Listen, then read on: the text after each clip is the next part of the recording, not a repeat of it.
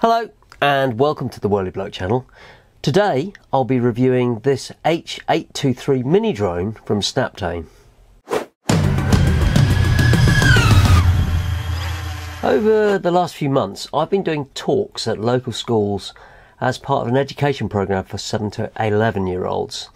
And the single most common question I get asked, usually from teachers and parents, what's the best drone to buy for my son, daughter, nephew or niece? Well, this is harder to answer than you think. It's got to be safe, fun and relatively easy to fly, and it needs to be cheap so that you don't end up spending loads of money on something that might get broken or just lost. And you don't want something that will trash your fingers, ornaments or anyone in the house. You also need something that teaches a beginner how to fly and deal with the orientation of controls.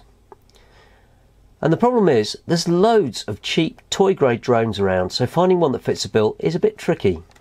But I think I found one. And it's this H823H mini drone from SNAPTAIN. In the box, you get the drone, the controller and an instruction booklet. And there's a set of spare props, a USB charger for the quad, a screwdriver to get the guards off so you can change the props, and even some spare screws in case you lose one of them. One of the first things to notice is that this is a fully enclosed quad. These guards on the top and bottom mean that your fingers are safe and you can bump into things without breaking props, which means you'll keep flying for longer. And the drone battery is fixed inside, just under here, and you can charge it with this USB charger that's supplied. You don't get any batteries for the controller. You'll need 3 AAA cells for that, which just mount under here. Now, the great feature, which I think makes this very suitable for kids, is altitude hold.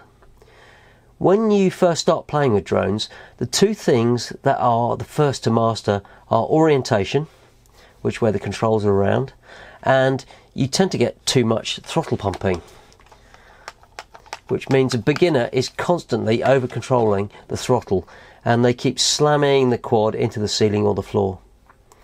And if you dare to go outside, they'll lose it over the neighbour's fence within about 5 minutes. With altitude hold, you don't need so much control of the throttle and you can concentrate on moving around and orientation. On the controller, we've got the normal sticks in mode 2 with throttle and yaw on the left and roll and pitch on the right. And these are the trim controls here. And this one turns on headless mode.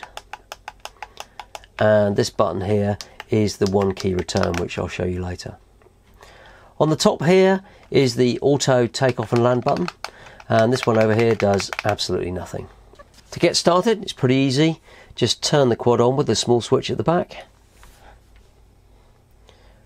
Flashing LED just to tell you that it's on. Turn the controller on and push the throttle stick all the way forward and all the way back. And the quad will beep to let you know that it's done. Then just hit the auto takeoff button and off it goes. And it's pretty steady, much better than most I've seen, and you can just whiz around really easily.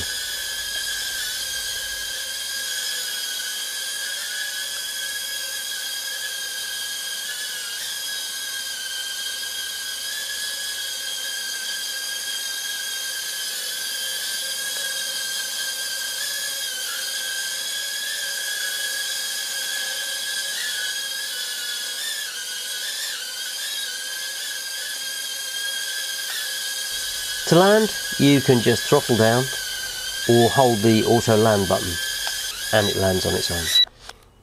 This means if you dare to fly outside and the wind gets the better of you, just hit the land button and it'll land by itself. If you press the left stick, you can cycle through the rates. We've got slow, medium, 3 beeps is fast, press again and you're back to slow rate. And if you press the right stick down, this arms flip mode, and then you just move the stick in any direction and it'll flip that way. So that goes to the right, try that again, and that flips front to back.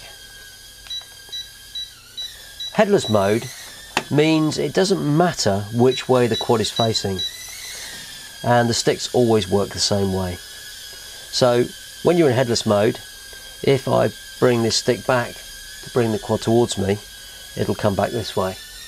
Even if it's that way round, it'll come this way. So orientation isn't a problem. So basically, if you go backwards, it will always come back towards you.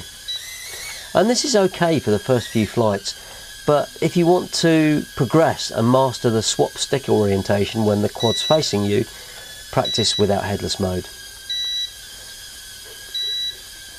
And the one key return will start the quad flying back to you. So if you've taken off this way, just press headless and it will come rolling back. Not a problem.